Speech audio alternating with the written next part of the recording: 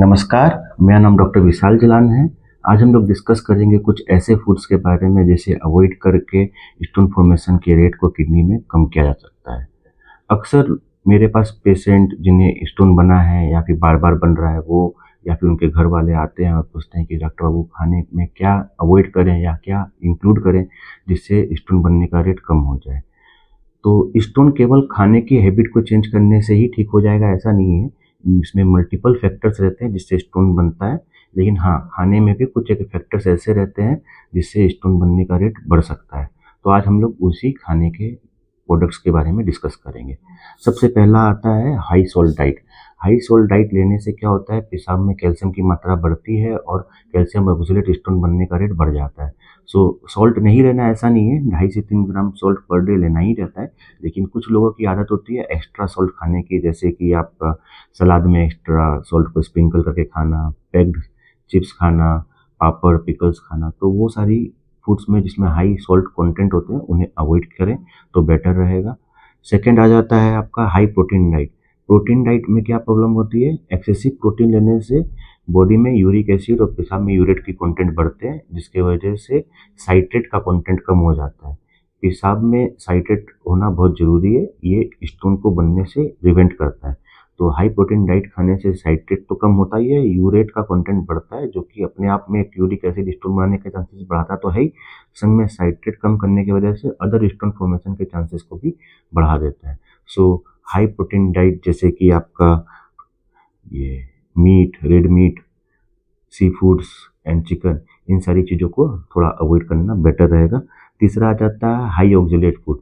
High oxalate food जो होते हैं उसके वजह से क्या होता है कि बॉडी में ऑक्जेलेट की मात्रा बढ़ती है और यही पेशाब में कैल्शियम और इससे बाइंड होकर के कैल्शियम ऑक्जेलेट के स्टोन बढ़ाने के रेट को बढ़ा देता है।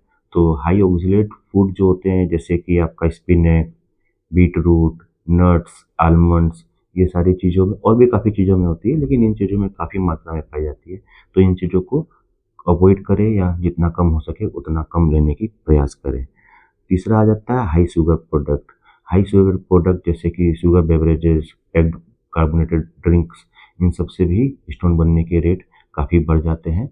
उन सारी चीज़ों को आपको अवॉइड करना चाहिए। सबसे लास्ट में आता है विटामिन सी। बहुत लोग विटामिन सी का सप्लीमेंट लेते हैं। विटामिन सी सप्लीमेंटेशन से कोई ज़्यादा प्रॉब्लम नहीं है, लेकिन हायर डोज जब हो जाता है तो उसके वजह से स्टोन बनने के रेट काफ़ी बढ़ जाते हैं। तो विटामिन सी के हायर डोजेस को अवॉइड करें। सो अगर मैं सम अप करूँ तो ये इस तरह से होगा कि आपको लो सॉल्ट डाइट लेनी है, लो प्रोटीन डाइट लेनी है, ऑक्सलेट रिच फूड को अवॉइड करना है, शुगरी खाने को अवॉइड करना है या कार्बोनेटेड ड्रिंक्स को अवॉइड करना है, और लास्ट में विटामिन सी के सप्लीमेंट्स को एक्सेसिवली लेने से प्रिवेंटेड रहना है।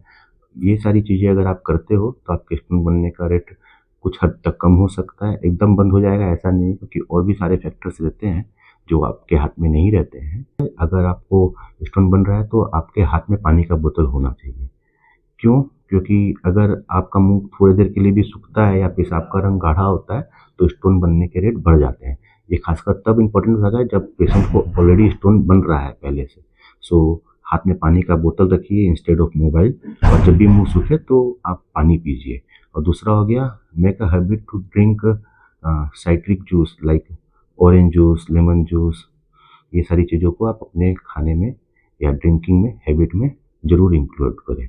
आशा करता हूँ कि इस वीडियो से आपको लाभ हुआ होगा, और जो भी व्यक्ति आपके आसपास में है जिससे स्टोन बन रहा है उसे आप ये वीडियो शेयर कर सकते हैं ताकि वो भी बेनिफिटेड हो। Okay, thank you.